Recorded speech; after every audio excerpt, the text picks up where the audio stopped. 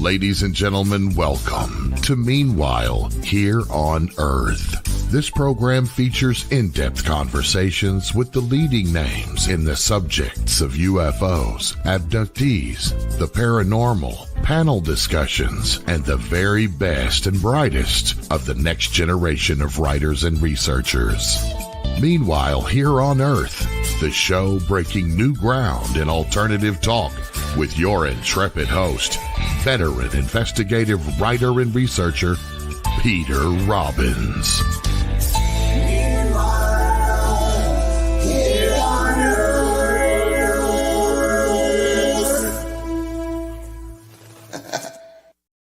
And good morning, afternoon, or evening, depending on whether you're listening in real time or way in the future.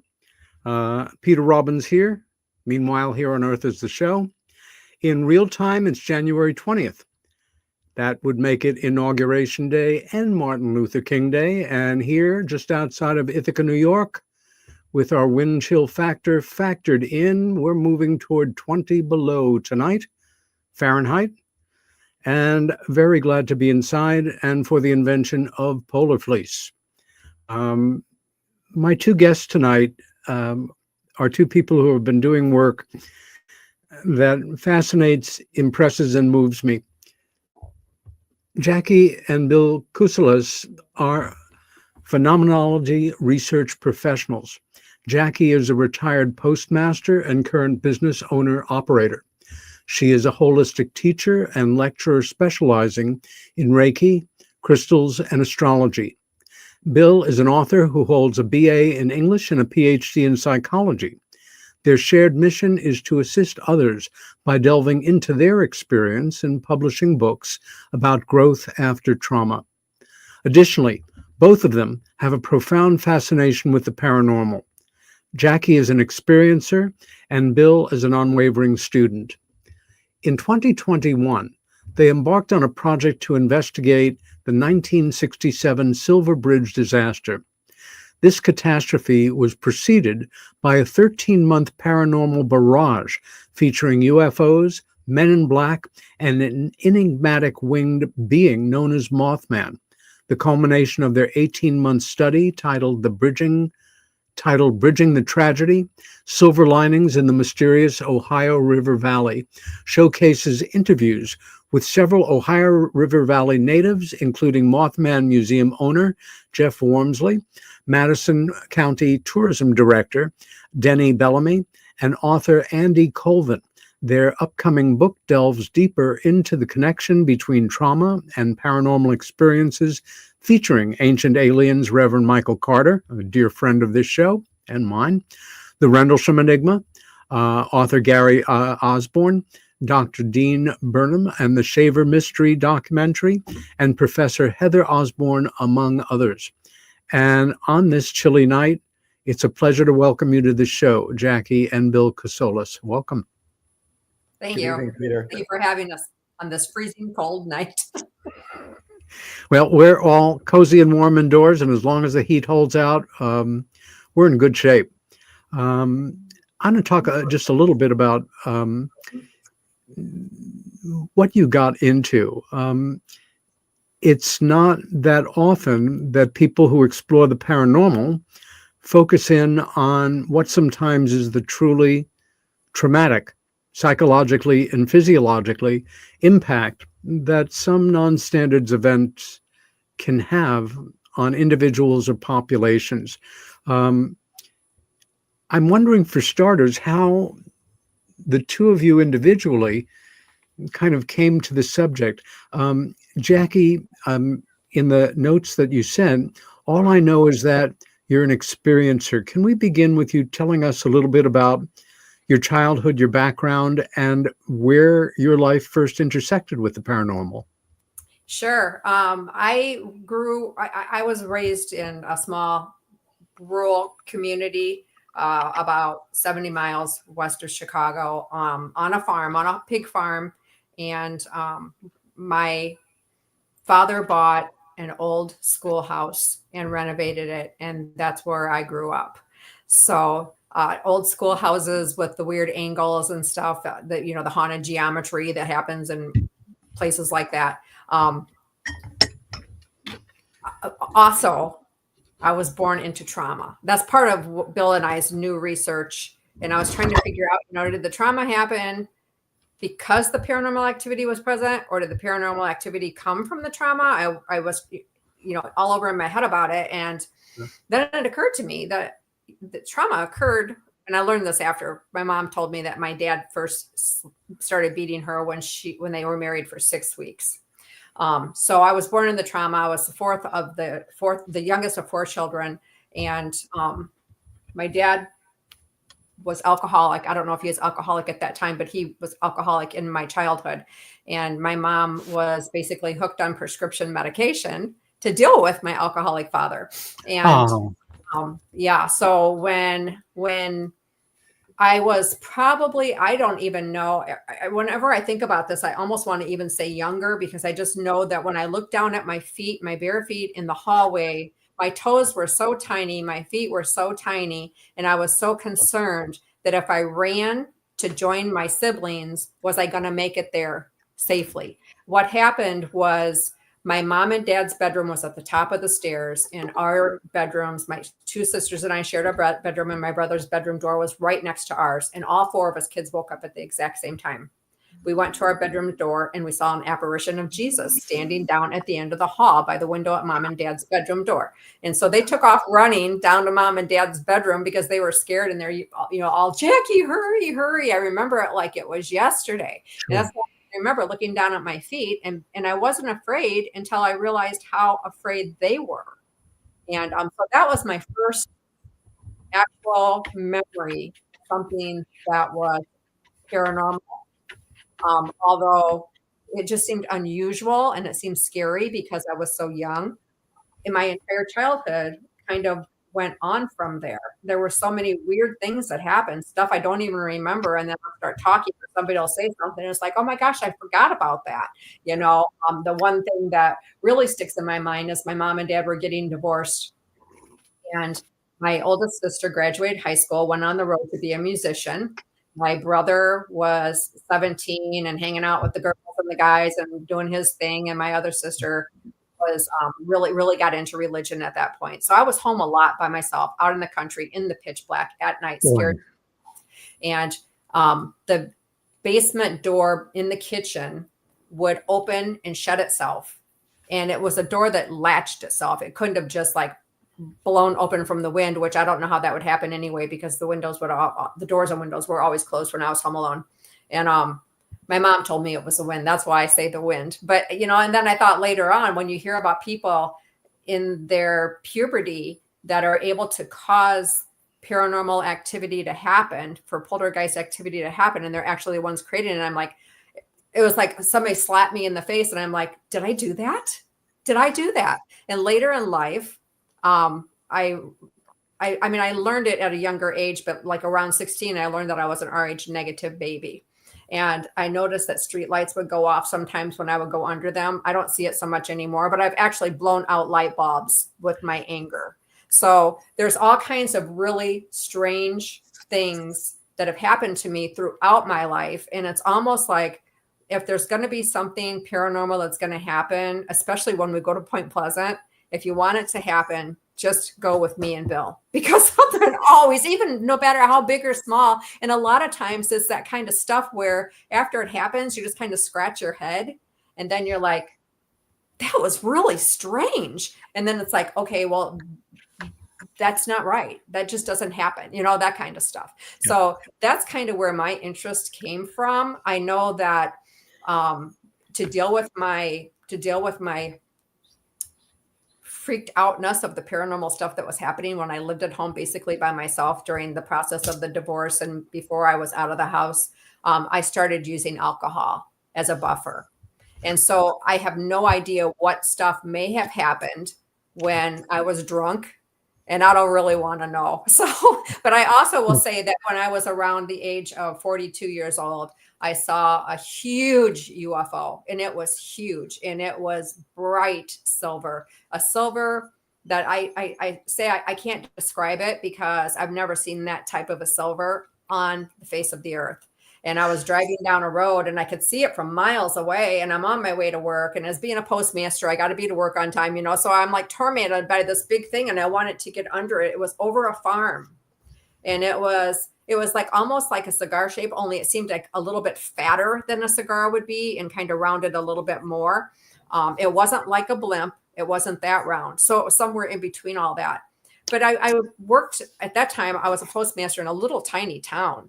And so I got to the stop sign, which I would have had to turn left to go to work, or I could have went straight to get under this thing, which is what I really wanted to do because I was so curious by it. And so I thought, no, I got to go to work. So I went to work knowing that because it's such a small town and everybody comes in the post office with everything they have to say, that surely people would be talking about it. Not one person. So I don't know, but I have all kinds of strange things. I've seen all kinds of little orbs all over the place. Bill can't see them. He's right there beside me. I'm getting mad. It's how can you not see them? You know, kind of stuff. And yeah, so that seems to be an aspect of their physics, selective visibility, so to say, or something that is as of yet still very unexplained. Bill, choosing to become a psychologist is, you know, kind of the epitome of real world rationality. Can I ask you a little bit about your childhood and if it was paranormal free or whether or not some weirdness got in there somehow? So, Peter, my experience was totally different than Jackie's. She, you know, as we talked about, she's the experiencer, I'm the student.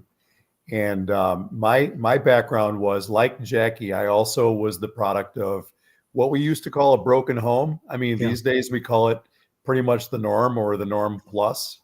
But mom and dad had kind of a volatile marriage, but I was never exposed to any kind of violence. So there was nothing like that.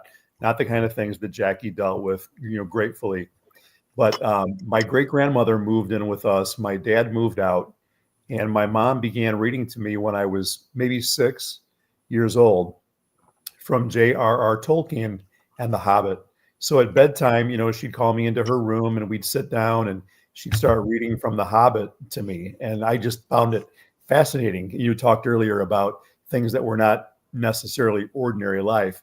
Well, this was not ordinary life. This was fantasy, but it was so interesting to me. So about the time that I really began to be able to read, I read The Hobbit myself.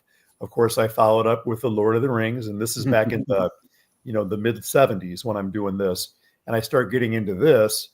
And then as I got a little bit older, I started getting into more and more of reading these kinds of books. Michael Moorcock, who I know your friend Eric Bloom co-wrote some music to. So Michael Moorcock and his series, and then getting into Dungeons and Dragons and getting into heavy metal music with Black Sabbath and Ronnie James Dio and all these different bands, and this swords and sorcery imagery was just so fun to me. And being a kid that came from a broken home, we didn't have any money. You know, Ronnie James Dio spoke to the downtrodden. He really did. He empowered me. He was one of my heroes. So I really kind of followed, you know, all this fantasy and science fiction and all these different things and really got into that whole vibe. Then I got my driver's license. Then I started chasing girls and I forgot about all that stuff. But I got into the whole party lifestyle, and, you know, lo and behold, later on in life, I got reinitiated into the paranormal in my early 30s when I saw the Mothman Prophecy movie. And that kind of kicked off the whole thing for me. So you mentioned earlier about the whole, you know, the epitome of psychology being maybe nuts and bolts and research and all this kind of thing. But I did both at the same time. I was studying all this left brain analytical academia. At the same point in time, I'm feeding this desire to learn more about the unknown. And the two of them naturally dovetailed into what we do today. How did you two meet? Well, I guess I stalked her. I didn't want to say it. Well, it comes easier for me, and we say this tongue in cheek, but I spotted Jackie at a gathering of some mutual friends. She was a bombshell. She was way out of my league. And I thought, you know what? If I go back, to where they were all together and maybe she'll be there again, maybe I could talk to her. And so I approached her, and sure enough, she was receptive, and we just struck up a combination, and we actually met on September the 6th of 2004. Is that? Four? No, it was 4. It was Okay. 2004. So September the 6th is like a really prominent date in our lives, and we'll kind of expound on that over the course of the conversation. But we connected, we got along really well. We became fast friends. We began dating a few months later. And then lo and behold, we've had a life together that's been over 20 years, and we just have so much fun. We really do.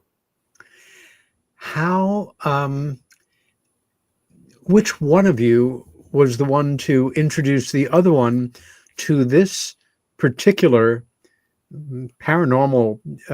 Well, it's not a legend in that word usually connotes fantasy or exaggeration. This was the real deal. And which one of you kind of came upon the Mothman story?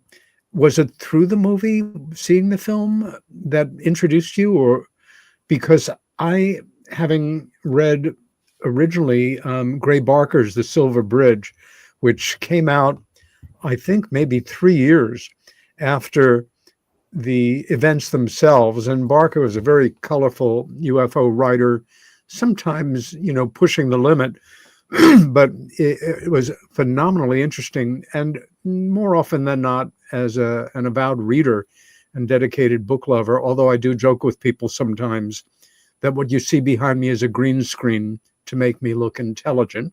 They're actually books. That I wasn't really interested in seeing the film until I saw it, and it rattled me. It rattled me. There were several performances in it that were completely unnerving and just made me more interested in the story. But more often than not, we see a film that interests us, even on a story that we find compelling. We don't pack up the car and go there. What compelled you to make your first trip to West Virginia and Point Pleasant? I'm an off the deep end diver. And when I find something I'm really interested in, I go off the deep end. So I would say, to answer your question, I mean, this was my baby to start with.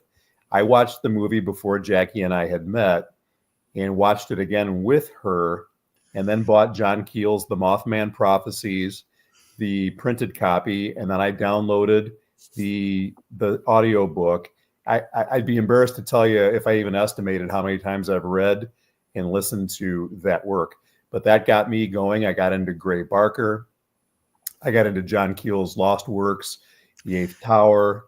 I got into Operation Trojan Horse, Disneyland of the Gods, all these different things that really author and researcher and friend of ours, Andy Colvin, kind of helped resurface again, because he went in and he collected all of John Keel's Lost magazine articles from Fate magazine and various publications, and he put them into these different bound books like Flying Saucer, to the Center of Your Mind, and The Twilight Zone, and all these different things. So, I mean, we really kind of started going off the deep end. And then Jaci and I began kind of with our career paths going different directions. And we realized in 2016, we needed to spend some time together. So she said, we need to go on vacation. Where do you want to go? And so by this point, I'm so fully invested that I said, let's go to Point Pleasant. And then she said, I said, we can go to Point Pleasant as long as we go to the Serpent Mound before we go there. So that's so what we did both on the first trip. And really what got us so engaged in wanting to research the whole thing, because at this point, I'm still not thinking I'm going to be an author. And I've always wanted to be an author, but life gets in the way. You have family, you have friends, you have other career interests, et cetera, bills, mortgage, all this stuff. Sure. But we visited Point Pleasant, and Jaci spotted this little lady. We arrived at like 5 o'clock on the 4th or 5th of July.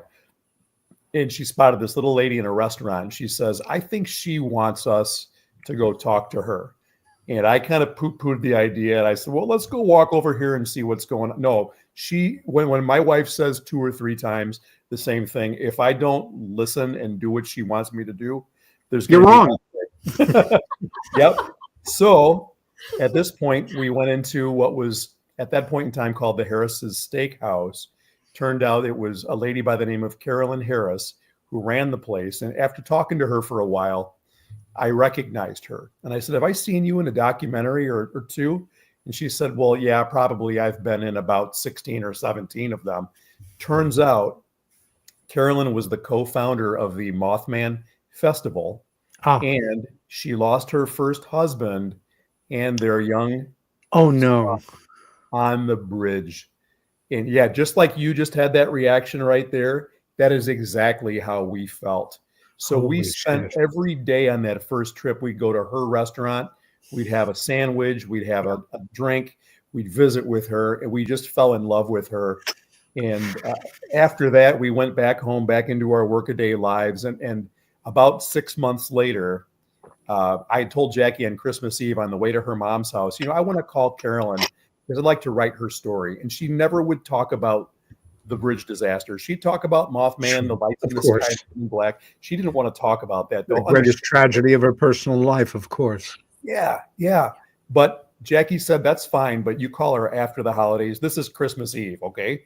Okay, I understood. Well, the next day, Peter, we got a message from our friend Mark Griffith, who we met with Carolyn also, and he said, Carolyn has had a heart attack. Oh, shit. And the next day, we lost Carolyn. So we never got a chance to go back. We were absolutely devastated at this. What was the day that she passed? 26th of December of 2016. My mother's birthday. Keep going. No way. How about that? So I guess that kind of brings us to answering your question for now. I guess. That is as good an organic way for any project driven equally by passion and curiosity and one other factor we really can't pin down in words, but fueled with that kind of connection, emotion, and loss. You move forward on this.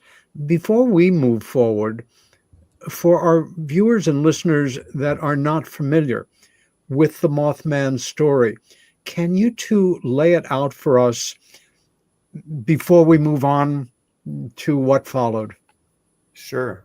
I feel like I've been talking a lot. Would you like to talk about that, or would you like me to talk about that? I can start and you can jump in at some point if that's okay. Yeah.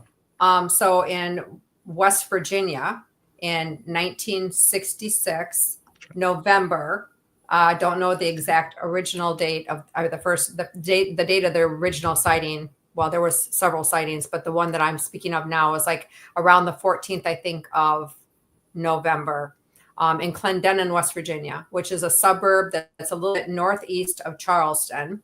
3 grave diggers spotted a winged humanoid flying off in the trees. They were out digging in the graveyard at night and saw this thing, and they reported it.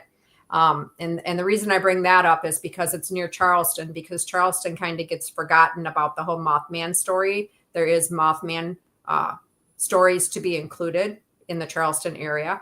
And then on the 5th of November, Point Pleasant, there were 2 couples, the Scarberrys and the Mulletts, and they were 2 married teenager couples that were out in the TNT area, which is now called the McClintock Wildlife Preserve.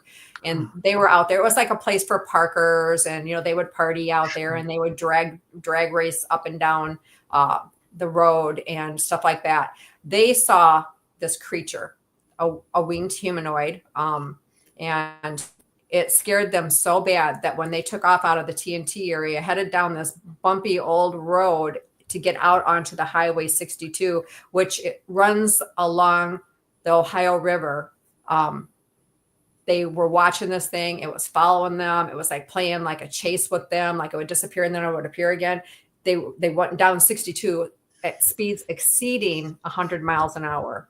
Jeez. And they were, I think, in a 57 Chevy, and it was Roger's baby. So nobody dared mess with his car, is what we were told by one of the people we interviewed, or he just busts you up, basically. He was scared to death. He didn't bother this Mothman creature, that was chasing them, that put scratches on his hood or anything. They got to the police department. They wrote their reports. The reports are handwritten. They're in the Mothman Museum. They're 13 pages front and back, which is a very weird thing because 13 and 31 are something that keep coming up that kind of coincide with the Chicago Mothman story, which is very strange just in itself. So anyway, so they're these two married couples. They wrote their stories out, not last year, but the year before. I think we were eating lunch with Jeff Wamsley, the curator of the Mothman Museum, the owner of the Mothman Museum as well. He said that he found out later, just recently, that somebody that worked at the hospital in Gallipolis, Ohio, said there were two young teenage women in after midnight on the 16th of November that were being treated for shock. So that was information that was new. So that just, makes their testimony even more concrete. Some people said that they were making it up. They were doing it for attention. They were trying to stay out of trouble. They were married. They were teenagers. They were married. They weren't going to be in trouble. Give me a break, But anyway, so from there, the next day, there was on the 16th, another sighting. And I don't remember. You better go from here, Bill, because I get the people mixed up for what the sightings were. Sure. So the very next night was November the 16th. And it was Marcella Bennett. Marcella Bennett and her young daughter, Tina, they went out to the TNT area, and they went to go visit some relatives. And they went to the front door. Tina was like 3 years old, just a little kid. And they went to go knock on the door. Now, the parents were not there. They were out and about, and just the kids were home. And as they knocked on the door, they noticed some disturbance, like over into the underbrush by the porch. And then Marcella noticed that this huge shambling creature stood up and scared her half to death, so much so that she'd been holding Tina. She dropped her, and she fell on top of her, and she just knew Tina was dead. She knew Tina was dead. Now, Tina was fine, but I mean, she just thought for sure she was suffocating her daughter, but she was so terrified she couldn't get up. She couldn't move. But thankfully, nothing happened. Yeah. Nobody was harmed. And Tina cried. John Keel talked about this in the Mothman Prophecies, that the baby or the little girl cried, but really more not because she was hurt, but because she was indignant. Like, Mom, what are you doing to me? That kind of a thing. So that happened on the 16th of November. So over the course of the next 13 months, there were all kinds of sightings of winged beings.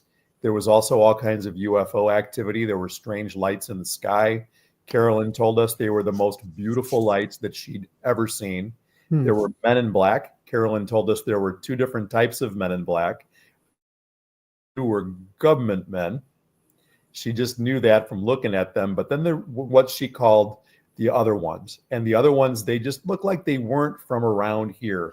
She said, kind of inferring that they were either maybe Eastern European, maybe from the Orient, or maybe even from another planet. She never really qualified that. Waxy in appearance. They were weird looking. Yeah. And so at the end of this 13-month paranormal barrage, with all these different sightings that happened, all these credible witnesses who came forth, gave their testimonies, on December 15th of 1967, at 5:04 p.m., the Silver Bridge, which was about 39 years old and built for horse and buggy and Model T Fords, was absolutely jam-packed with almost 500,000 pounds of semi-trailers and big cars and all kinds of people. But there was a manufacturing defect in one of the eye bars. It was back then it was a newfangled construction, I-bar construction, so not your typical suspension bridge. Yeah. This piece that had been inside of this I-bar cracked, gave way, and in frigid weather, probably not as cold as today, but frigid weather across the Ohio River, this bridge twisted, contorted, dumped half the people off of one side, then twisted, contorted, dumped the other half and the other side, and then the whole apparatus fell on top of the poor people that were down there, and 46 people were killed. Now, nobody has ever put forward that this was paranormal. This was a structural failure that happens. Infrastructure is something we hear about more and more these days, but the bridge gave out coincident to these events. At least that's my take on it. These 43 people, were they all pretty much local as far as we know? Interestingly enough, they really weren't. Interesting. Now, this highway that the Silver Bridge was part of was at that point in time the conduit between the east and the west and the north and the south. So consequently, you had a lot of semi-tractor trailer drivers from North Carolina area, from the north on their way back towards that direction. There were people who were definitely from the community, from Gallipolis, Ohio, or Point Pleasant, West Virginia, or the environment around that area. But half of them were not. They were over the road truck drivers or people who were on vacation or what have you. And a lot of them, December 15th, they were Christmas shoppers. There were people who were local that had Christmas presents in their vehicles. And that's one of the most poignant things that people that we have talked to had talked about when they saw the bridge disaster, presents floating on the water. Can I say something about that paranormal stuff? Please, jump right in. Even though the people that we interviewed didn't really say, a lot of them believe there was anything paranormal to it.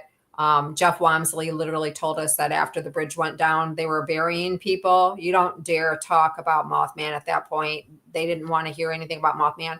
But the thing is that bridge went down on December 15th, 1967. The first reported sighting in Point Pleasant, West Virginia was November 15th, 1966. That was 13 days or 13 months to the date that the bridge collapsed. And it was also I-bar number 13 that broke.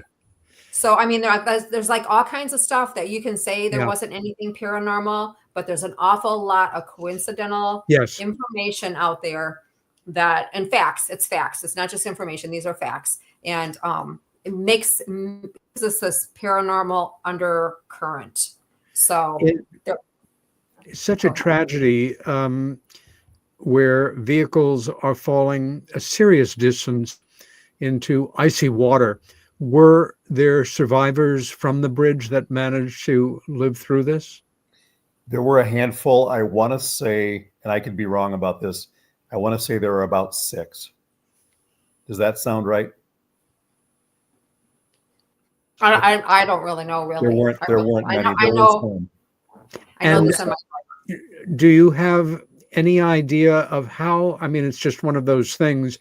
You're either looking in one direction or another. When something happens, do we have any bead on how many actual eyewitnesses watched the bridge begin to buckle and then collapse? So the people that we talked to, interestingly enough, that we interviewed for Bridging the Tragedy, I know that Charlene Westwood told us that her father was he was coming home from the Goodyear tire plant that he worked at, and he actually saw the bridge collapse. As he was coming up, upon the bridge, he watched it fall. So he saw it happen. Now the bridge was jam-packed with people.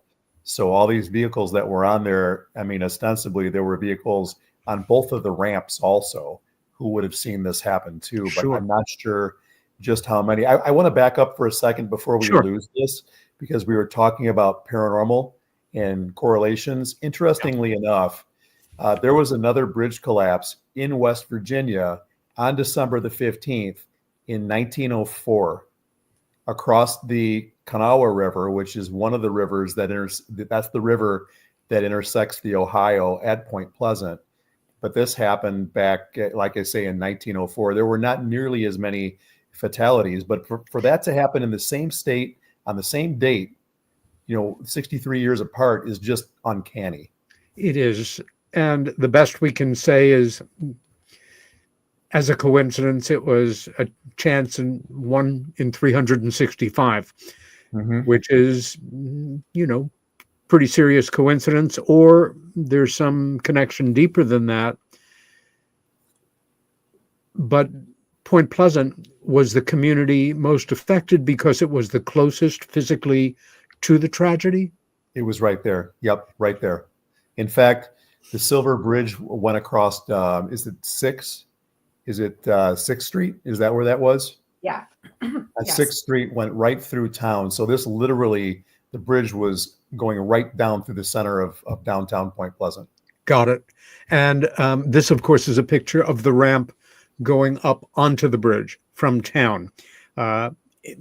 Disconnected from, fact, it's a fairly innocuous photo, but emotionally loaded when we know that about it. What happened, immediately upon the collapse? How, I'm sure Point Pleasant, fire department, police department, but they were way, over their head in terms of what they had to deal with. Do we know whether the state immediately moved in to help, or, how long was this netherworld period that,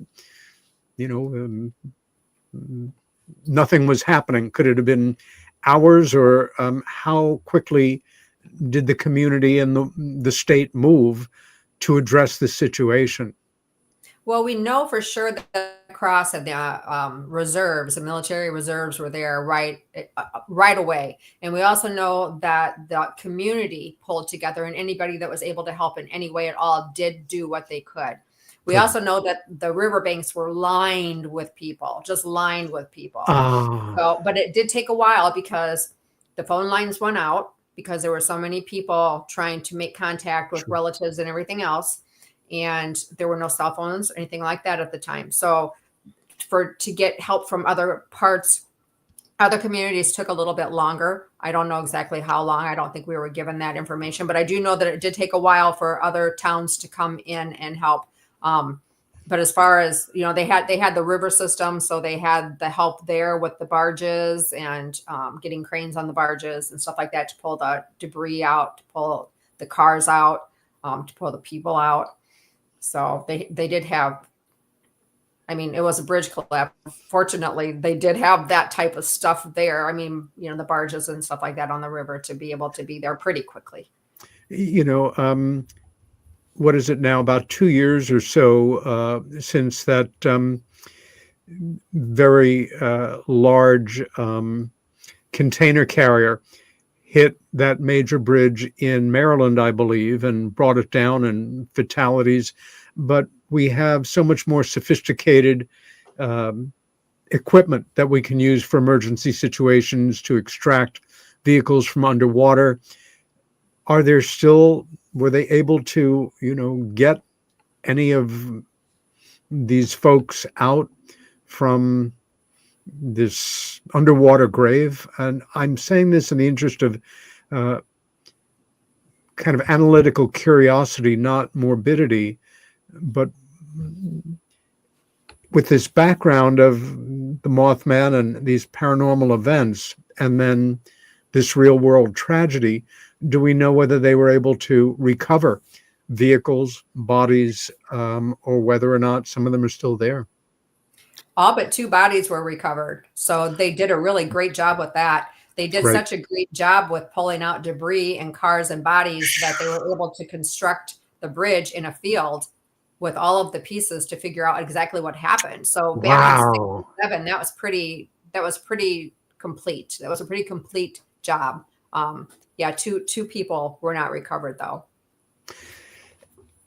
At this point in the tragedy, what are the first collective efforts of the community coming together and doing something extraordinary in the face of this great human tragedy set against this unnerving, paranormal, well-documented event centered around this winged being? How were these folks, who were some directly and some indirectly traumatized by this event, able to move forward and not turn this story around, but begin to address the individual traumas, the nightmare that lingers over an event like that, and be there in a way that, we humans at our best are able to serve each other in times of emergency. Well, the Red Cross was involved very, very early on. They mobilized very quickly. The community really banded together, and anybody who could help did help, like Jackie was talking about. President Lyndon B. Johnson, although not a local at the time, he declared it, a national disaster when it all happened, and basically vowed in very short order to have a new bridge built within 2 years. And they were able to accomplish that. They were able to make that happen. But really, Peter, I mean, the people that we talked to and who we interviewed, they went on ad nauseum. We didn't have psychologists. We didn't have psychiatrists. We didn't have counselors. And the whole West Virginia way is, you pull yourself up by the bootstraps and you just keep going, whether that's right, wrong, or indifferent. That's what we did because we just didn't know anything else. Yeah. So it was all faith in community. It was faith in God. It was all these things that they did have, not focusing on what they didn't have, but I mean, just such a strong sense of bonding themselves together and having each other's backs during, really a horrible, horrible time. So you go back for a second time. And at this point, is it more driven by an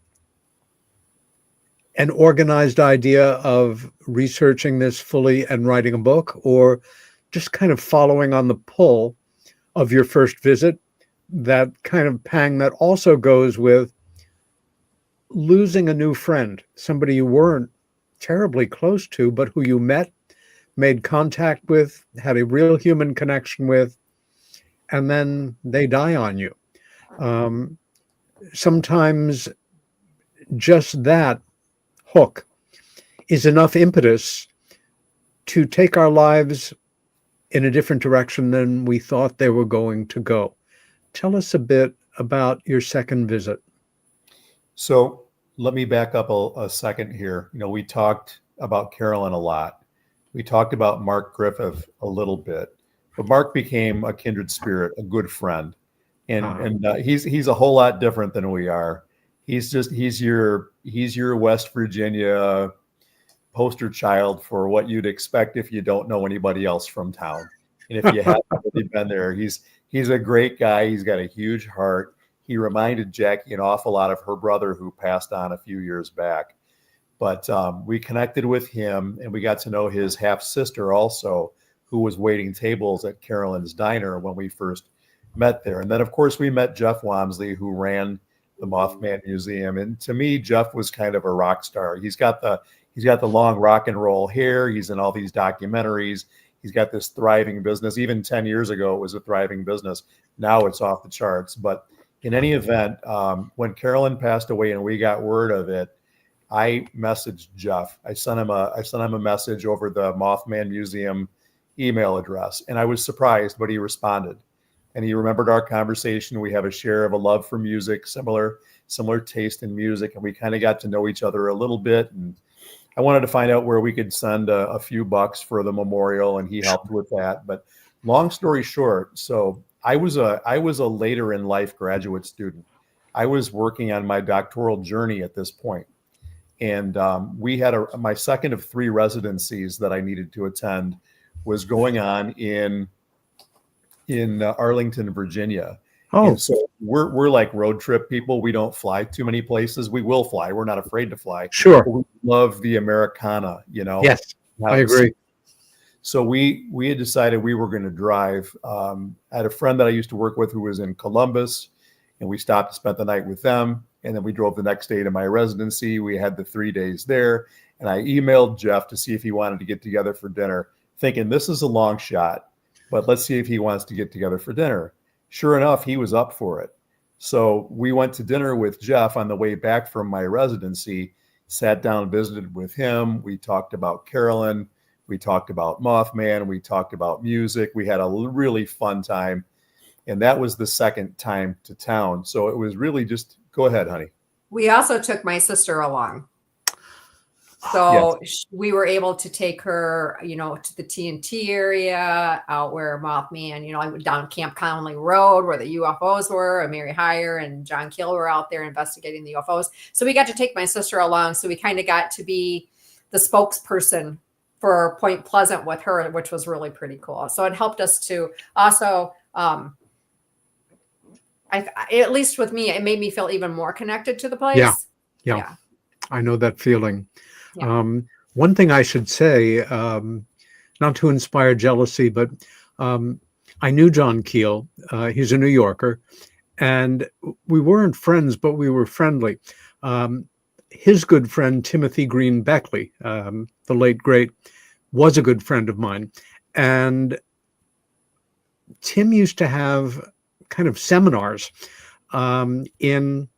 it was like a Korean grocery where you could, go to the buffet, and upstairs were just tables and seats. And every couple of months we'd all get together there, and John would hold court. And I remember one particular evening where he started to talk about Mothman and the prophecies. And, it was just completely silent. Hearing it from a source like that was one of those things that you just don't forget. I think it's so interesting that you, as a mental health professional, Bill, going for your doctorate, saw this story as really for what it was, a truly compelling human story that is grounded in reality and yet crossed that line into that world that the official world of mental health professionals, especially, even just some years ago, that it could be something to not augment your career, to put it mildly. Good to point. make that commitment to undertake fuller research on this and write a book about it is that's another level of the game, and something I really respect. Did you have any second thoughts or qualms about committing yourself to this project and having your name as a PhD in progress, and that it might blow back on you in a negative way, or it was just, damn the torpedoes, if not full speed ahead, let's move forward and get this done? It was a little bit of both, Peter. It really was, because, when you invest, especially for me, going back to school in my 40s, not finishing until I was 53.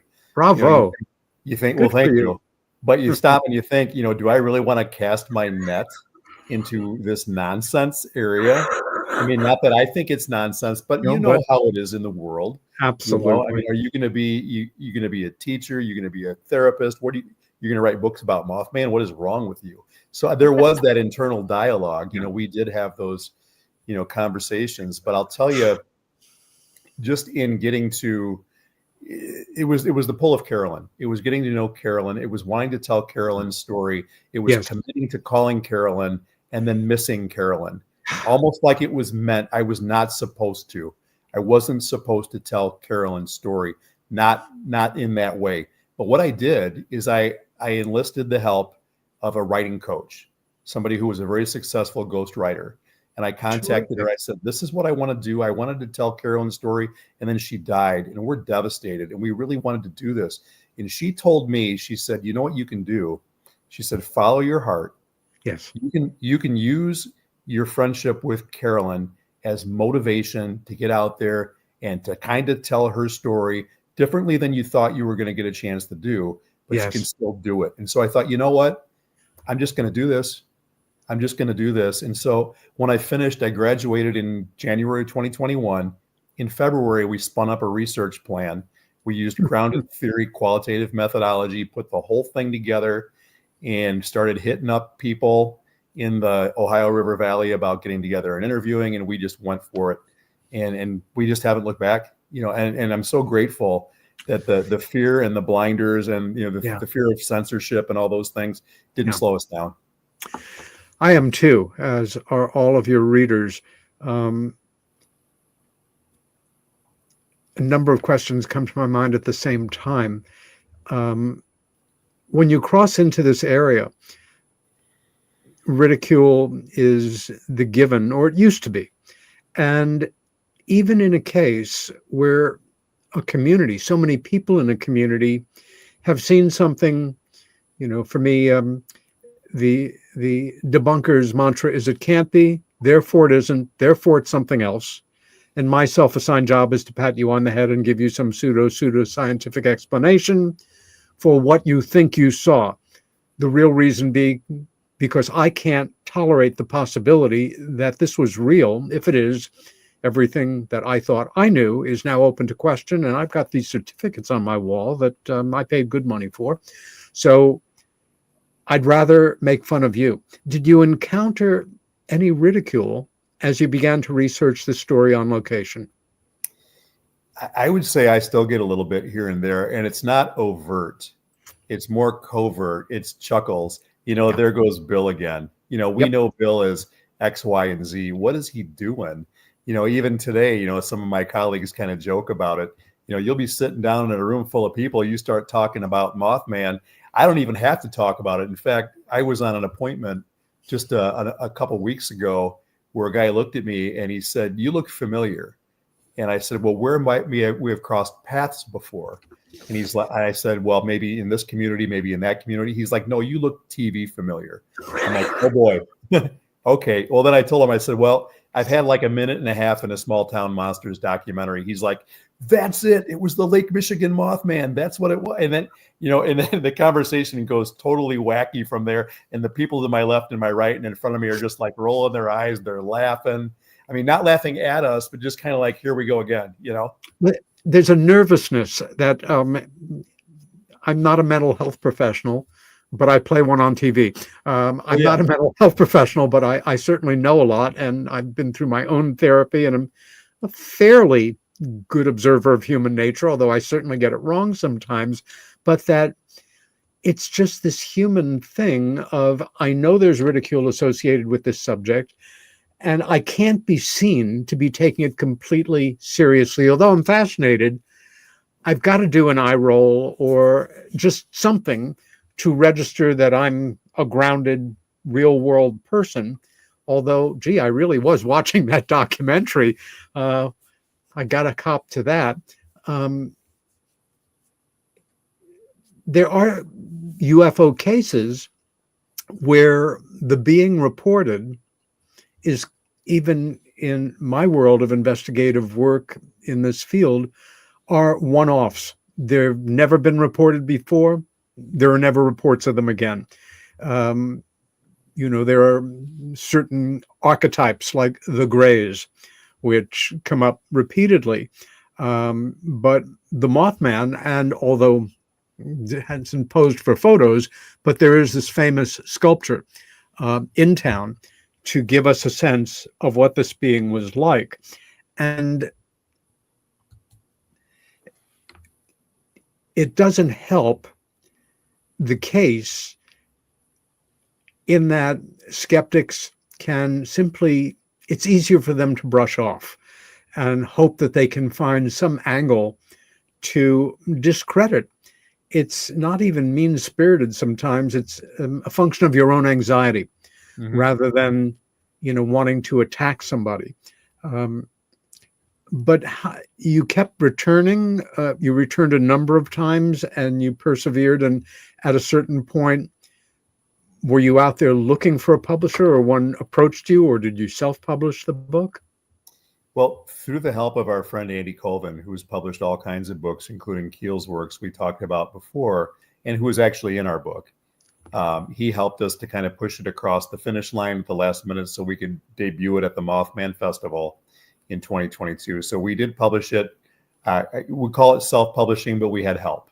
Now, we released a second version of the book with different cover art and with a new introduction and another story and a lot of photographs that really Great. Jackie did everything from formatting it to setting everything together to learning InDesign in about a month's time, and then got that thing done so we could release that at the next Mothman Festival. So, I mean, as much as I would love to work with a publisher, we just didn't have the wherewithal to be able to identify one in the short window of time we had to try to get the project off the ground. So the first book and the second version of the first book, both were self-published, although we'd love to work with a publisher in the future. Outstanding. Believe it or not, we are coming into the end of our first hour. This is Peter Robbins. The show is Meanwhile Here on Earth. My special guests tonight are Jaci and Bill Kousoulas, and we will be back on the hour. Don't go away.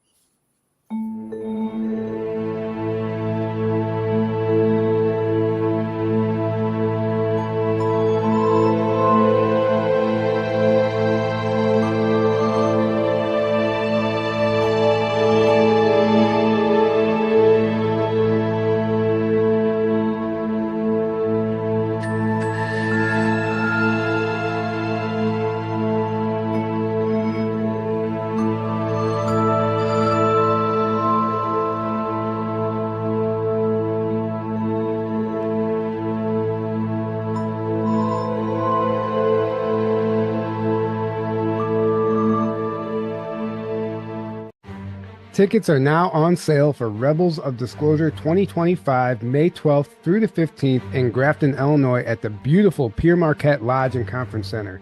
This will be a 4-day event with 12 speakers covering topics such as ET contact, experiencer testimonies, lost history, secret space programs, time travel, Illuminati, parallel realities, and so much more.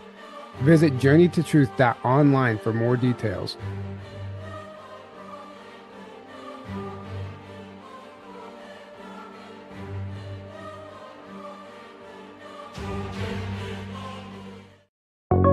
The UNX Network classes and workshops are enrolling now for 2025. If you're interested in psychic protection, chakra balancing, dowsing, or perhaps healing with sound and music, visit unxnetwork.com to see our complete series of live and on-demand classes and workshops hosted by the one and only Margie K. For example, in January 2025, you could spend 4 Saturdays with Margie for her exclusive live remote viewing workshop. Margie K is one of the most accomplished remote viewers in the world, and she will share her secrets and totally unique methods in this course. Some courses are open now. Seating is limited for these live courses, so register now at unxnetwork.com. UNX members use promo code XMEM for an additional 15% discount.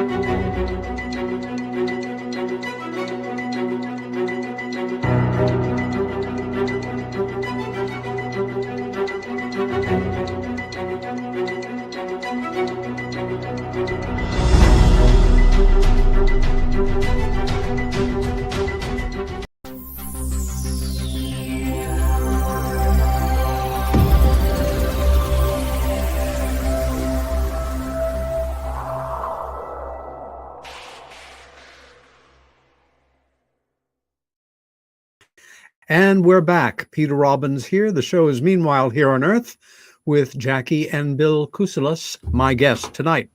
And we are talking about Mothman, the collapse of the Silver Bridge, and ultimately the Mothman Festival. I just wanted to show you, I'm very proud of this. It took me years to find this volume.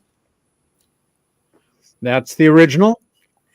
And again, still very much worth reading. There are more recent printings of it, where you don't have to mortgage your house to get it. Uh-oh. I'm back. At a certain point, your book is out, and the next Mothman Festival comes up, and you are there for the first time, in some cases seeing people that you have known or gotten to know a little bit, or familiar faces, but you are now published authors with the book. Were there folks who had already found it and read it, or were they surprised to see a new book on the subject? These reactions interest me as an author, and just as a fly on the wall of many conferences, seeing how folks react to authors and books on subjects that really they're close to. We debuted it at the Mothman Festival, so people didn't have it yet. But we did sell quite a few the first year at the Mothman Festival. Yeah. It muted itself again, Peter. Oh.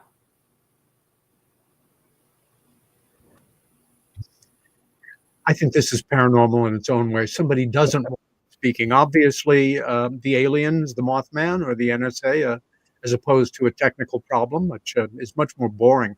The word festival denotes a good time. I remember the first festival that I spoke at was the McMinnville, Oregon UFO festival and conference, and it was only its second or third year. The other speaker was the late, great Stanton T. Friedman, and we were both somewhat equivocal about going. Serious researchers, you speak at conferences. Festivals are for people that don't take a subject seriously. And we were both immediately won over. It was a perfectly schizophrenic event with a festival and a lot of fun and a serious conference going on in context. Same thing for Roswell.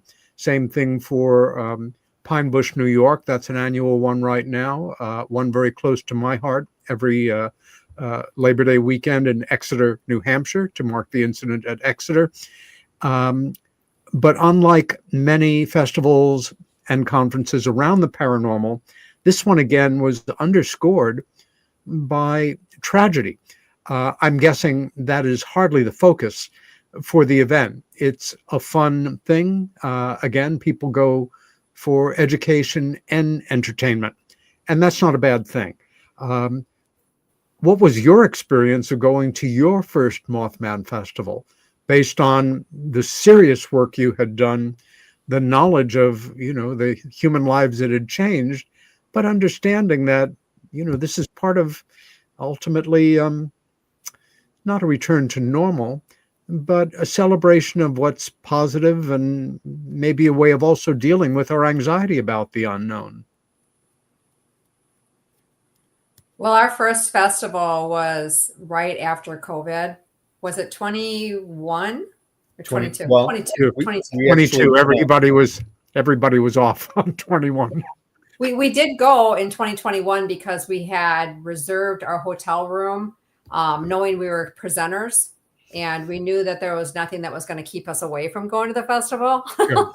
So even, we didn't plan on COVID, but so we did end up going, and there were still like probably 2,500 people in town. It was still a lot of people in town.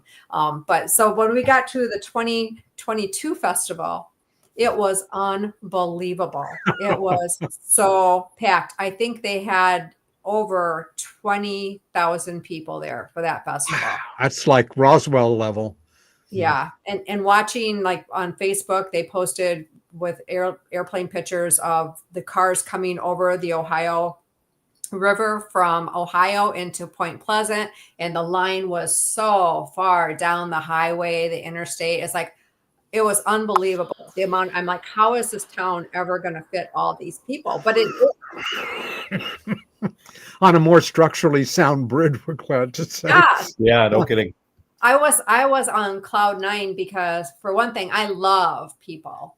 And so, and I had been wanting to go to the festival since 2017, and Yeah. Bill didn't want anything to do with it at all. He said, "You'll never catch me at a festival." Sure. But when we had the opportunity to present, then we went, and I'll tell you, it was one of the best times that I've had. I mean, it's go ahead. Yeah, just that immersion of human contact can be so overwhelming in the most positive way. You've established yourself as a committed professional, helping to get more information out, to tell stories from another point of view, and people get it. And they are happy to have you there. And, you know, acquaintanceships across the table can mutate into friendships. It can be an incredibly moving experience. And Bill, I specifically wanted to ask you, you know, from a sociological point of view, and I've had several sociologists on this show who have been involved in the paranormal. It's a wonderful discipline to come from because you're basically studying everything. But as a psychologist with the foot in both worlds now, in the formal world of doing what you do, and in this other world, did you find yourself won over or surprised by your own human reactions to the event, and how this scary tragedy had over the years mutated itself into a very positive coming together of people on an annual basis, and not just serious students of the subject, but kids and families? What was that like for you as a psychologist? You know, one of the best things about the first festival experience that we had was watching my wife interact, and the light up, and the salesmanship and the charisma and all the different things that she brings to the equation that she thrives on. Now, she mentioned a minute ago that there's no way I was going to go to a festival. Well, I'm a big personality, but I'm an introvert at heart. Jaci is a big personality, and she is an extrovert. In fact, when we were married, the gentleman who married us was a Lutheran pastor, but he also has his doctorate in marriage and family therapy counseling. And he had us sit down and go through the Myers-Briggs personality type indicator. This is before I even really was entertaining graduate school seriously. And so what we figured out was Jaci is an ESTJ. So she's extroverted, sensing, thinking, judging. Bill is an introverted, intuitive, feeling, perceiving guy. We are polar opposites. You can't get further. Perfect basis for relationship. So I kind of tossed that in there because here I am. I love to write. I love to research. I love to present. Yeah. But interacting with people all day long drains my batteries. Yeah. But watching Jaci be able to be the salesperson, recharges them, pulling things in, and then let me be the subject matter expert. We partnered together so well. It was I get that. We had a blast. We had a blast. And in that first experience, probably the culminating thing was, so we're presenting, we're selling books, they're flying off the table, we're having a blast with that, and then we're the last presenters of the day. So you're thinking, did Jeff set us up to be the headliners, or are we the also-rans? Well, it was kind of a mix of the both, because the guy right before us was an Amityville horror specialist who had already been on the History Channel, and he was a cool guy. We really liked him. He was nice. But then after that, the crowd kind of thinned down a little bit. There weren't that many people there for us, but there were enough. And when I say there were enough, there were plenty. There were a lot of people that were still there. And going through our PowerPoint and talking about our experiences and sharing that with people, I think that first day experience, although it was a little draining, was enriching to a degree that I didn't even expect to happen. And then the warm reception that we got when we gave our presentation it was so nice. It was really, really nice. But, from the psychological perspective and kind of watching people interact, you've got a plethora of folks, some who are just as deeply invested as we are and serious about the whole subject matter and all these different things. But that's the minority. I mean, the majority are tourists. They're people with families, with kids that are wearing Mothman costumes. Exactly. It was entertaining, but it was fun. It was a cross section of Americana. It was really interesting. That's the way it should be, I think.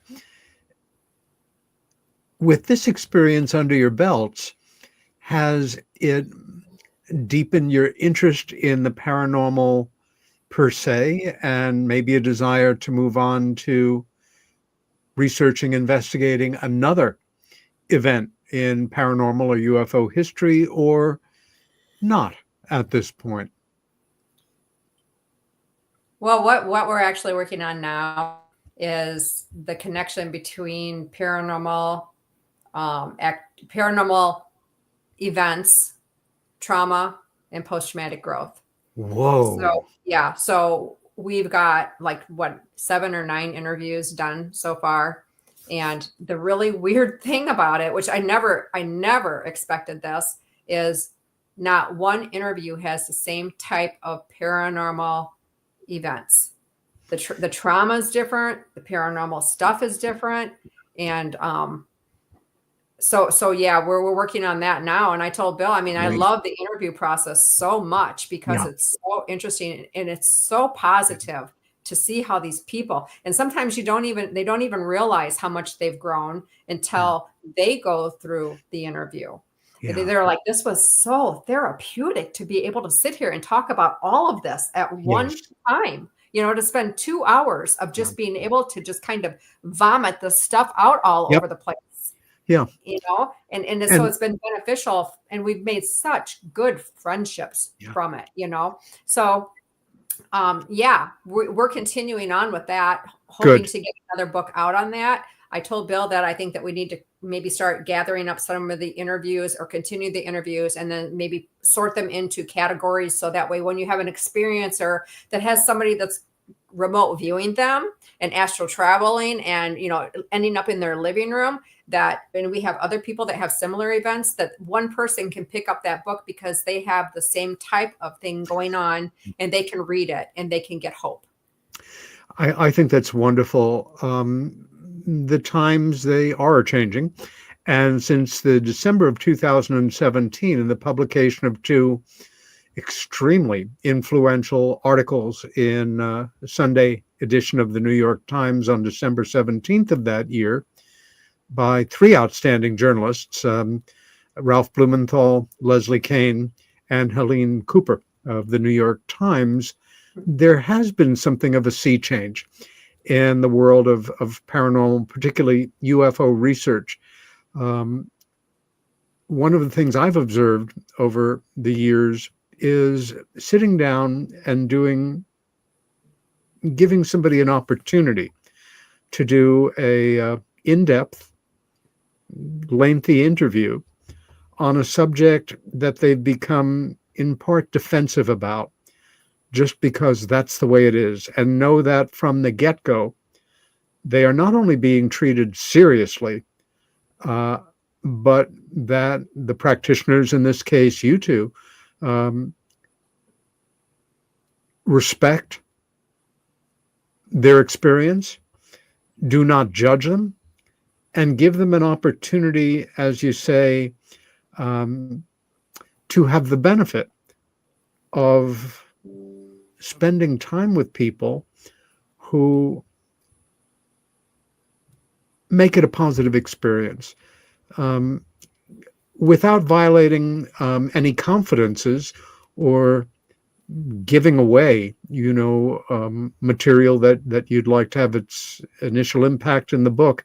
Can you share with us one instance or one case, one interview that you've done that stays with you, maybe in part because of what that individual went through, or their courage, or their vulnerability, or how they seemed to come through working with you guys in, ending up in a more positive place than they might have not imagined?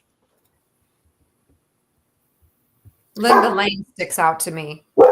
And Bill really needs to talk about that because he's what helped her find something inside her that she had buried. Sorry, I had to put it on mute for a second there. Ellie's talking smack to the neighbors at this point. And Jackie brought up Linda Lane, who we've just fallen in love with Linda too. She was our third interview for Bridging the Tragedy. Ah. And she was an 18-year-old young lady just out of high school when the Silver Bridge collapsed. And she explained to us she had lost a sister-in-law in the bridge disaster. So she explained her experience. And as we sat down with her and talked to her, she mentioned that I was 18 years old. I was just out of high school. I had just gotten off work, and I love to drive around. That's what I like to do. She owns a Mustang. She's in her 70s now. And just likes to cruise around Gallipolis, Ohio, and go hang out on the riverbanks with her friends every night. She still does that. So God bless her. I just love that about her. But she went through her whole story, and she said, as I got off work and I'm headed towards the bridge, I noticed the bridge is gone. And so she went through the whole experience of losing, that they knew her sister-in-law was probably on the bridge because she wasn't coming home. And her brother was walking up and down for 3 straight days. He wouldn't sleep. He wouldn't eat. The poor guy was just shell-shocked until they brought his car up with his wife's body. And when we were done with the regular structured questions, because we always use the same questions because we need, for data integrity, we have to do that. Right. And so when we got done to the end of it, or at least the main portion of it, I said, well, Linda, let me just put myself into your shoes. And I kind of recapped for her, what I heard her say, like any therapist would. And I said, hey, I'm 18 years old. I just got off work. I'm looking forward to the weekend. I'm headed home. I'm approaching the bridge. And wait a minute, the bridge isn't there. And at first it doesn't make sense. And I don't believe my eyes. And what's wrong with me? And, all these things are going on in your head. And then I said, if I'm you, all of a sudden, slowly, it's starting to make sense to me that something horrific has just happened. Yes. He said, well, now that you said that, I totally forgot about this. And she goes into this whole episode about, shortly after the bridge collapse happened, shortly after they found her sister-in-law, all this stuff. She's still just an 18-year-old kid. And she said, I woke up in my mom's bed. And she said, it was like one of those old time movies. She's like, when somebody faints and then they wake up, they're like, where am I? She's like, where am I? And then she said, I was in shock. And they took me to Holzer Hospital, and I kept on passing out, and I flatlined. She flatlined a couple times because she was in such shock. Her body, her mind, her body shut down, and they had to revive her. But she had totally suppressed that memory. She'd totally forgotten about it. She didn't lead with it in the interview at all. And it was recapping her experience for her with empathy, with compassion, and illustrating active listening. It brought that back, and so I guess that I'm having chills talking about it because it was powerful for us. I mean, it was really, really powerful for us. It was powerful for Linda too. We had lunch with her and Marva, who was also in the book, the last time we went to out to Point Pleasant, and we were sitting at Bob Evans, and we talked about that a little bit, and she goes, yeah, that was really weird. Just like still, it's like, how can 50 some years later, this memory pops back in? Easy enough. We know enough about repressed memory to know that's the way it works. Yes. And that those bubbles of information will stubbornly sit there until, I guess, the combination of they're ready to come out and the proper stimulus. And sometimes it can simply be a couple or an individual that ask the right questions in the right context, with respect, with curiosity, with empathy, and it emerges. I've only had an experience like that once in my life, which changed my life completely, of recalling childhood profoundly unambiguous UFO sighting I had with my sister Helen. That simply was too much for me to deal with at the time. And I was able to submerge it probably in a matter of 2 or 3 weeks. And that's where it stayed, with one noteworthy exception, for more than 14 years. And when it came back, it came roaring back like a freight train to such a degree that it completely shook me. I thought, I'm losing my mind, because there's no way a person could forget something like that. My trauma was unconventional, but of course there are a lot less exotic traumas and a lot more terrible ones that people repress routinely when abuse or trauma of a much deeper nature is involved. I think the two of you really, almost without appreciating it, certainly to start with, the way you're going about, the way you went about your work in the book, and the way you're going about your work now,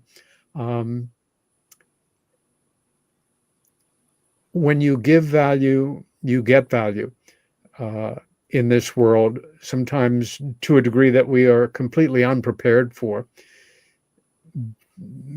Being simply a good listener is a gift that very few people, well, not very few people, but I think most folks don't appreciate the impact and the value that can have to be able to listen to these kind of accounts. And even if you're, in your thoughts, turning them over, judging them, that you don't show it, that you're simply there and being respectful and allowing somebody the safety to get that story out. You're both beneficiaries, and then readers become the other beneficiaries. Have you been back to Point Pleasant since the festival that you spoke at last? Well, we went last year as tourists. We didn't present. We didn't have a new product. And even though I think we probably could have imposed on Jeff to allow us to present again, it didn't seem like the right thing to do. You know, I insisted. And good for you for just going and being part of it. It's fascinating. Yeah, I insisted on that because I really wanted to take time to listen to some of the other presenters. I wanted to enjoy the environment and just, talk to different people and things like that. And we also had an interview scheduled with a dynamic interviewee. So, we had a blast. I'm actually, you'd asked Peter before, I was going to talk about Jimmy Wedge, who we interviewed for Bridging the Tragedy. Jimmy lost both his mom and his dad. Jesus. In the bridge disaster. And that was my expression when he called me, because we had run an ad in the Point Pleasant Register looking for participants in the study. And the first call I got was from this Southern gentleman. I could tell he was older. He's like, yeah, my name's Jimmy Wedge, and I lost my mom and dad in the bridge disaster. And immediately I'm like, oh my goodness, I don't know that I'm ready for this. This is going to be powerful. I was nervous. And then after committing to him and setting up the time to go interview him, we went to Point Pleasant to do, 5 or 6 interviews in a couple days period of time. And Jeff Wamsley and Denny Bellamy, who are both, celebrities in their own right, they're sitting down visiting with us, and they're like, who else is coming up? Who's next? And we said, well, Jimmy Wedge. And they kind of were shaking their heads. And Jeff looked at us. Yeah, Jeff looked at us. He's like, wait, what did he say about that, honey? How did he respond to that? Well, there's a Jimmy Joe Wedge, but he doesn't give interviews. He's right. And they're acknowledging that you've done something here, that you've brought this person in that nobody else has. He couldn't believe that it was actually him. He was, going all through the Wedge family and trying to figure out who it was for us, because he just knew it wouldn't have been Jimmy. And then Denny told us, he says, you got the man. I mean, the man. And I guarantee you, Jeff is jealous because he hasn't given him an interview. But we met the guy and we went back and forth. I'm like, should I interview him? I've got the doctorate. Should you interview him? You're the government official, because he's a politician. He was like a state senator or what have you, and he's a lobbyist and all this. He's in his 80s now, but in any event, we sat down with this guy, and he was the biggest cut up of the bunch. He was hilarious. He was so funny. Now, when we talked about his trauma, that was a different story. But he talked about campaigning and what it was like back in the 60s and how you go around with a pint of whiskey and $5 bills. And this is how you campaign back in the day. He was hilarious. He would say on and on and on. Well, this is off the record. Oh, the statute of limitations has expired. Don't worry about it. So we published the whole thing, But yeah, he was a trip. But Jackie was just talking about the interview that we participated in when we were in Point Pleasant this last summer. I'm in the process of transcribing it now. This guy, I met him at the last festival when we debuted version 2, and he was cool. He was a mental health practitioner. We talked, he's a case manager, and he said he'd be interested in working with us. And we did a couple of different Zoom calls with him and his boss, and they were both like really paranormal interested, but we didn't know to what degree.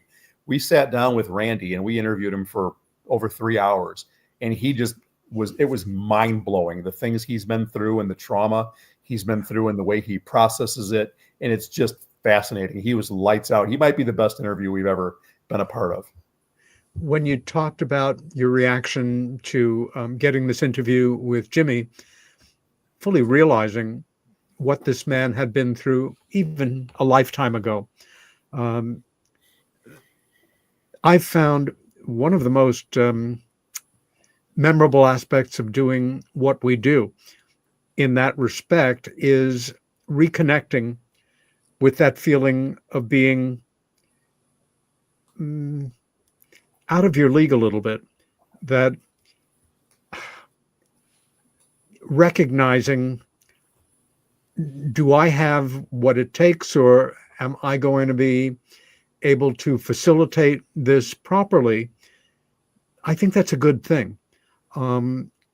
To get to the point where you're blasé when faced with an interview like that, I think is a tap on the shoulder from the universe saying, maybe you shouldn't be doing this. To reappreciate the privilege of doing this work and being a good facilitator and allowing somebody to utilize your skills to relive in a safe way the most awful experience of their life. To lose a sister-in-law, to lose a brother, to lose a beloved friend is one thing. To lose both parents in a tragedy like this, and to fully appreciate, although you don't dwell on it as time goes on, the terror of their last minutes of their lives is tenuous territory. And I sometimes tell myself, as somebody who's been deeply involved in the area of UFO abduction studies, once or twice a year, and this goes back to my sister Helen and I first conversation about this after my memory came back about our sighting, with her telling me about her abduction-related memories, something I had never heard before, that if I ever get to the point where I'm blasé about this, or, oh yeah, another UFO abduction story, I shouldn't be doing this work anymore. It's disrespectful at the least, and potentially hurtful, even reckless, to be doing it with somebody who is vulnerable. Again, even though those memories are long established and defenses have been built up. Can you share anything about that aspect of sitting down with Jimmy and him telling you about his experience of this impossible tragedy set against other people's tragedies, set against a paranormal event that had taken over this whole area? Just thinking out loud to us, what can you tell us, or what would you like to share with us about him sharing his memories with you? Personally, it was a privilege. I felt so honored, that he was the first person to respond to the ad that was in the newspaper, and to have never really granted interviews in the past, but to realize that this might be an opportunity for him to get his story out for whatever reason, that he chose us to do that, it was really serendipitous. And I would say that, I mean, looking back on it now, and I tell people all the time, Jimmy Wedge is the centerpiece of our first book, you know, and I loved the interviews. And we haven't had the extensive relationship with Jimmy that we've had with Mark Griffith, with Marva Bailey, with Linda Lane, with Andy Colvin, certainly. But Jimmy will always, you know, in my mind, be so important really to our journey, because he was willing to share his pain with us. And I personally felt super honored by that. So many paranormal events, and in the world of UFOs, of course, it's a big tent with many aspects. I know after all the decades I've worked in the area, I can say for certain, I'm really not sure what the hell's going on. And I can say that with commitment. We're not alone. There are a number of intelligences, maybe related, maybe completely unrelated, coming and going with their own agendas. And there are, of course, a huge area in the world of UFO and other intelligences where people have decidedly positive experiences, sometimes beatific, sometimes life-changing in the best possible ways. With respect to all those people, and I think it's wonderful, the area of interest for me goes back to my initial interest in what happened to my sister and the implications of it. And it was not a pleasant experience, but I think an important area to continue to delve into and to learn what we can from and move forward in a way that is positive. Absolutely. Really, the whole Mothman ethos, the whole 13 months of these experiences. And am I correct in remembering or understanding that once it ended, and the Mothman was no more a presence in that community other than memory, legend, and, you know, to some myth. I'm sure there are people in the community going back to when it happened, or folks that knew them, that find ways to write it off in their minds because it's so fantastic and because it's so potentially embarrassing, awkward, non-standard in a way that most people are not really comfortable with, to just, it must have been something else because these things don't happen to real people. It's just crazy talk. Where other people, you know, hold these memories dear and understand that if one educates themselves to the history of this and the personal accounts like you've pulled together, you know, life is strange, and strange things happen, stranger than we imagine, or as the old quote goes, not only stranger than we imagine, stranger than we can imagine. Absolutely. That reminds me of the back of your T-shirt, honey. Which says John that. Peel, the universe does not exist as we think it exists. We do not exist as we think we exist. Yeah. Yeah. It's a great adventure. And the fact that you two came together, that your initial project came together, and now you're working on a second one. Not that your first book should be thought of as a warm-up, but you couldn't possibly be doing the work you're doing now and having the confidence, to what degree you do, to moving forward with interviews where perhaps you're pushing a little bit deeper with respect to the individuals, giving them an opportunity to be able to put more on the record because they're that much more comfortable with you, because you two have matured in this process in a way that some people don't or can't. I think for anybody that has been through an experience that's not only traumatic, but for lack of a better term, paranormal, where they've, been hit kind of twice, that the experience that they had is not, how can I say, one that's been okayed by society, or is in the realm of regular human experience. There's plenty of trauma attached to that.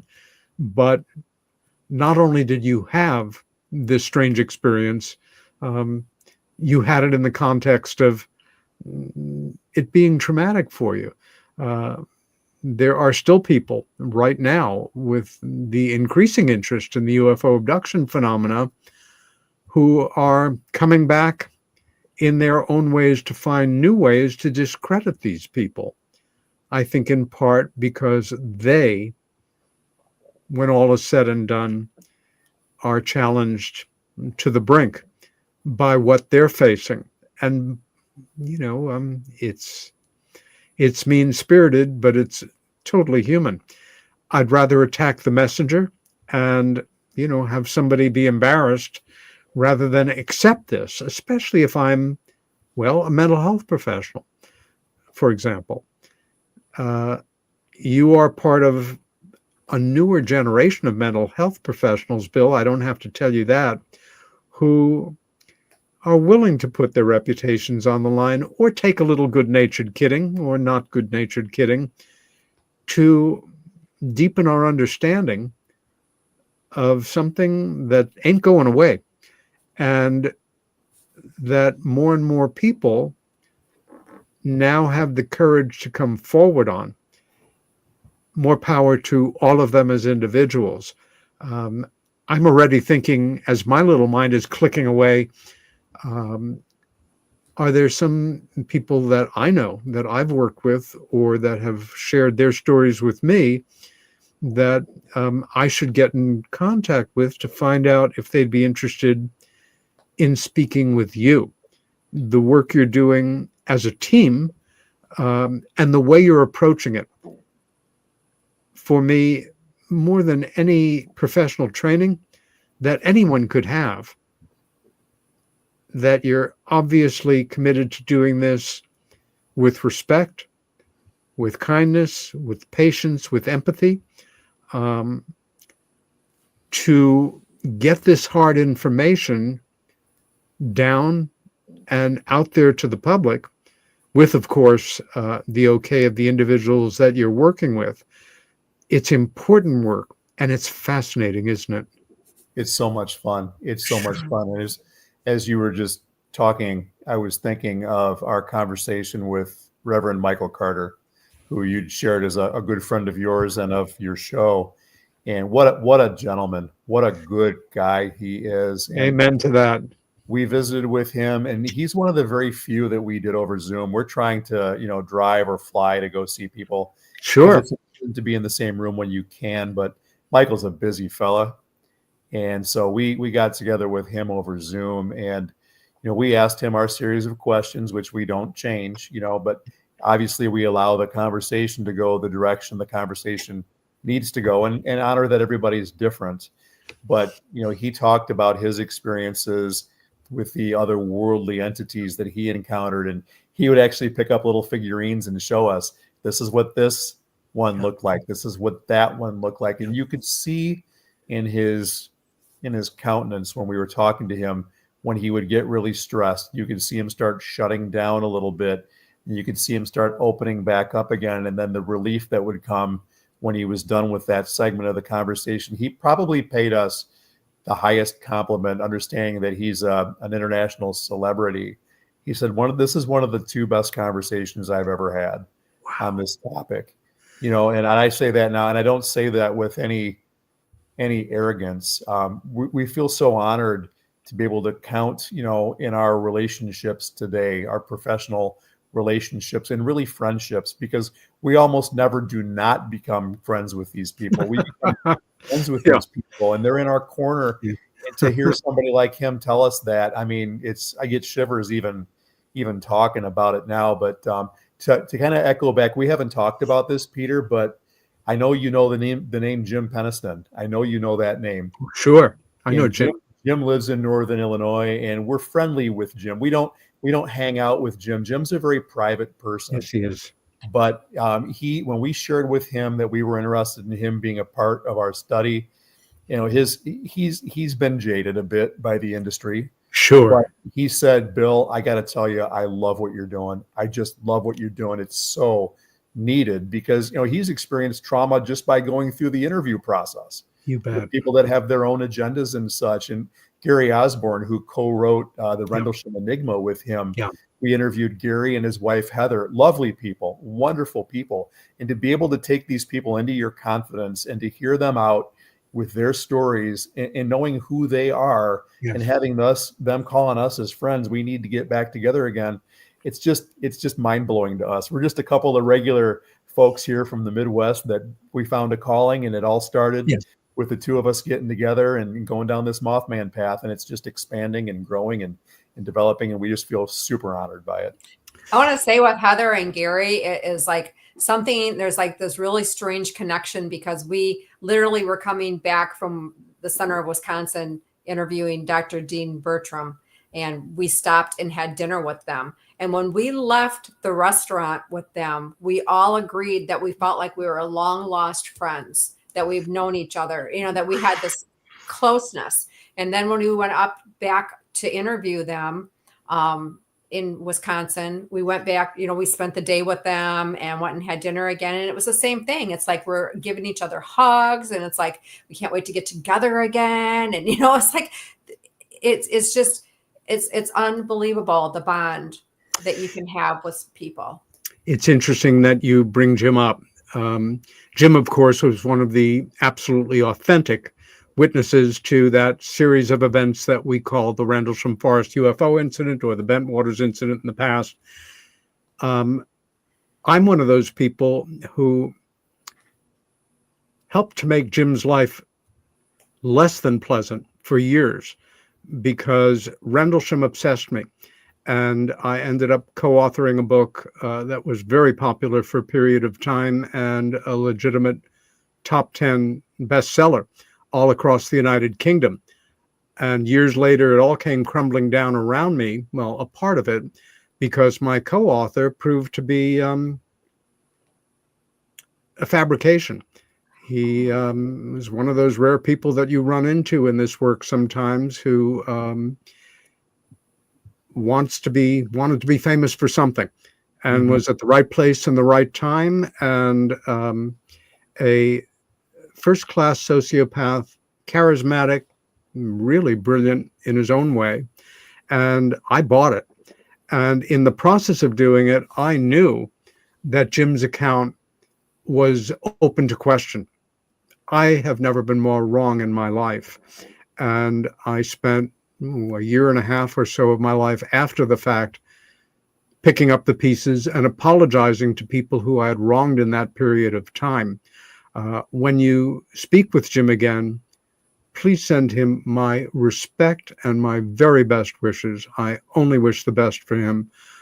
He's a good man who went through a certain amount of hell, caught up between the intelligence community, other intelligences, the United States Air Force in part, and he deserves every good thing that he can find in this life, as far as I'm concerned.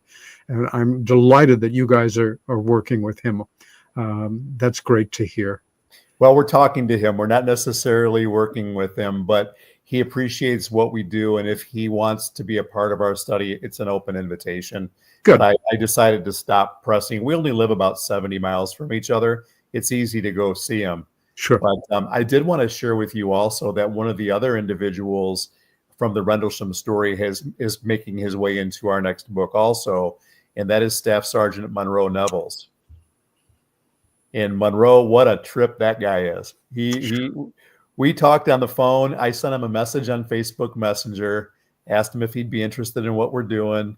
He got back to me, said he was. We coordinated a phone call. First, I could barely understand him because he's got that thick Texas, Alabama dialect to his voice, and he talks away from the phone a lot of the time. And he's not a technophobe, but he's not into technology either. So we decided to fly down to Texas to go see him. He's got some challenges health-wise. It's hard for him to get around. So we went down. We spent 4 hours with Monroe. And although his testimony wasn't necessarily paranormal, nor does he believe that the craft that they investigated was anything other than something manufactured in Area 51.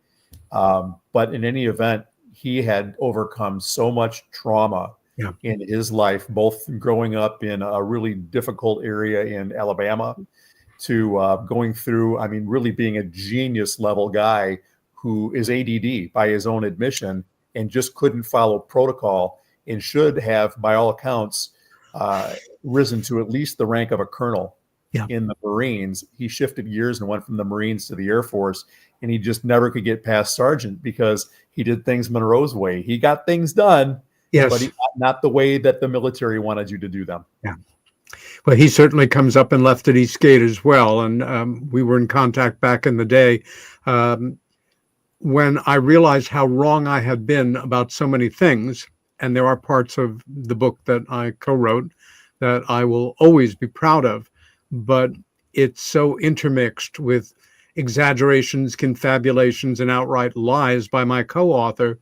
The only time in my life that I've ever completely removed myself from a particular area of UFO study, in this case, 2017, I sent my best wishes to everybody doing the work. And at that time, Gary Osborn was starting to work with Jim Paniston. And I have really kept away from the whole Rendlesham subject as completely as possible. I have read almost nothing that has come out since 2017.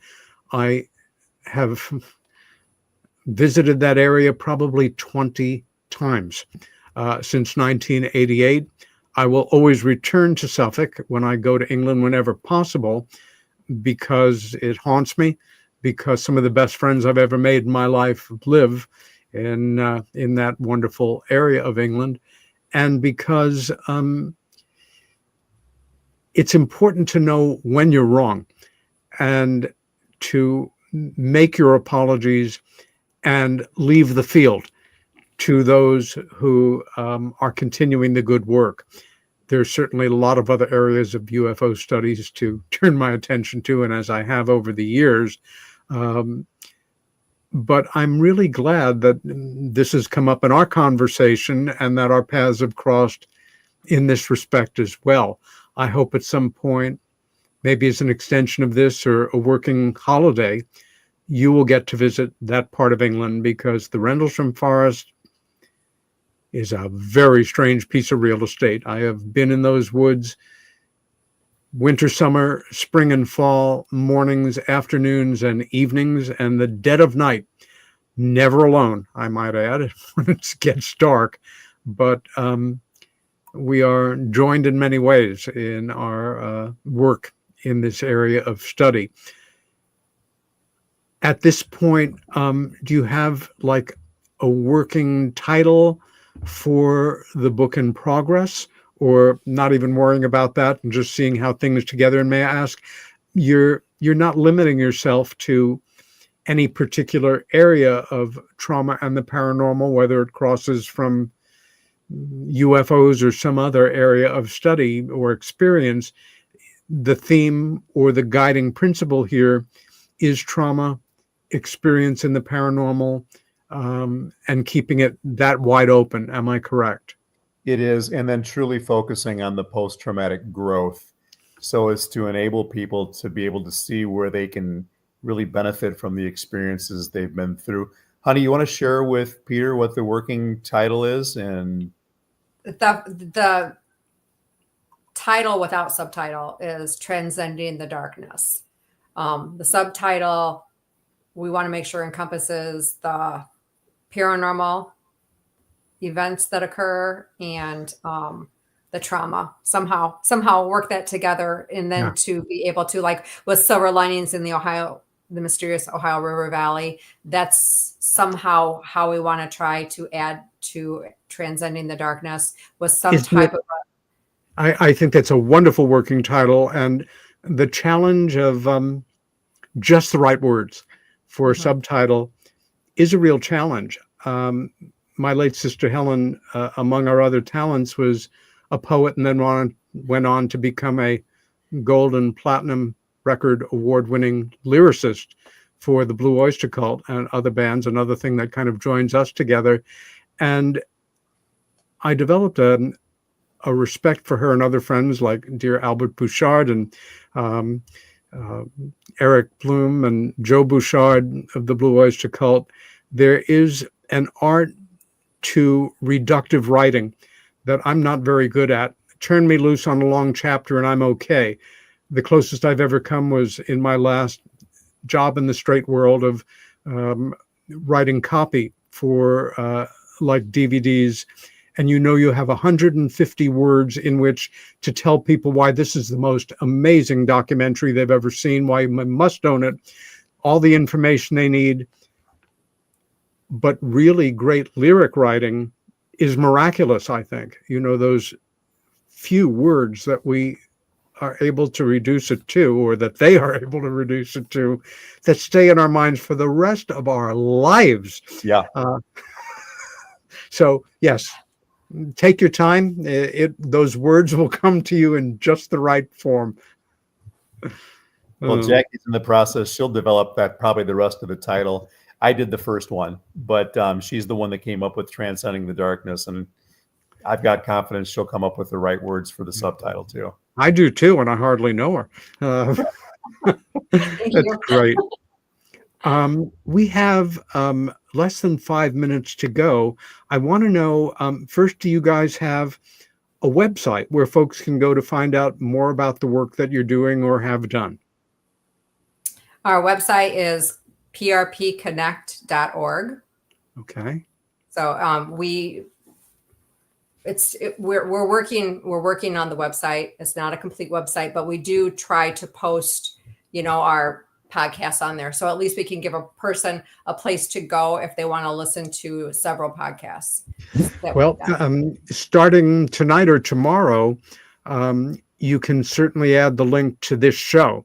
And for viewers and listeners who are your fans already or who are now new fans, all you need to do, and same for any show after this, that's a policy here on KUNX Digital Broadcasting, is once the show is done, the show goes up on YouTube.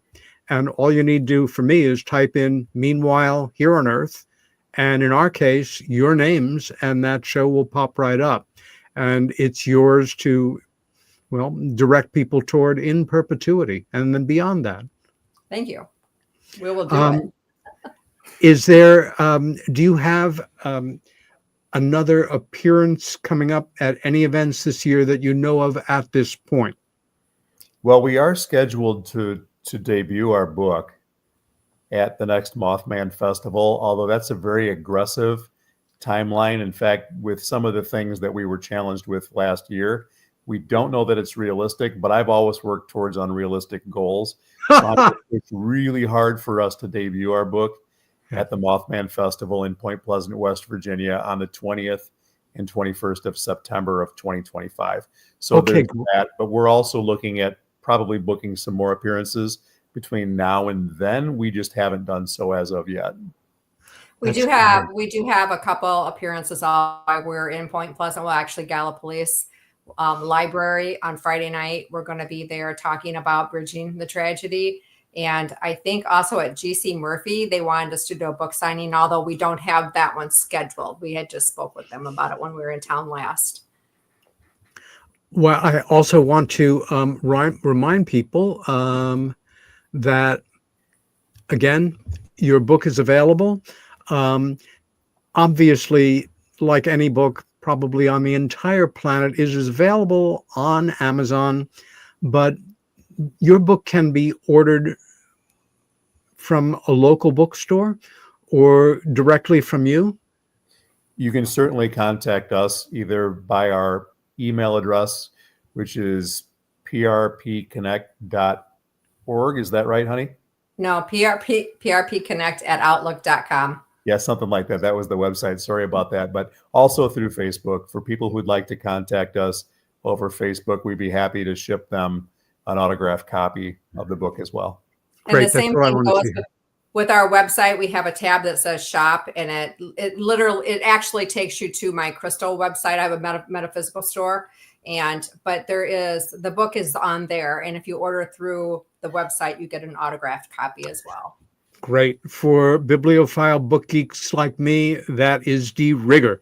So always wonderful to know that for me, a book that you really admire, enjoy, was touched or held for even a few minutes or less than by the person that wrote it. Thank you both so much for joining me tonight. It's been a wonderful 2 hours. Do you mind if I just plug me and Susie's new podcast that we're coming? Please. Thank you. So anybody that knows Susie Bastille, she is the Pugwidgee Whisperer podcast. And she contacted me last week and asked me if I'd be interested in starting a podcast with her, which I'm extremely excited about because I've been wanting Bill and I to do something like that for a while, but it's just terrific. You are natural. You will be great at it. Well, thank you so much. So yeah, we plan on within the next 3 months, hopefully sooner, to start a podcast, unnamed at this point. Great. And a perfect note for us to end on. This is Peter Robbins. The program is Meanwhile Here on Earth. My special guests tonight have been Jaci and Bill Kousoulas. Stay well. Stand up for what you believe in. And if you live in a cold area, stay warm. See you next week.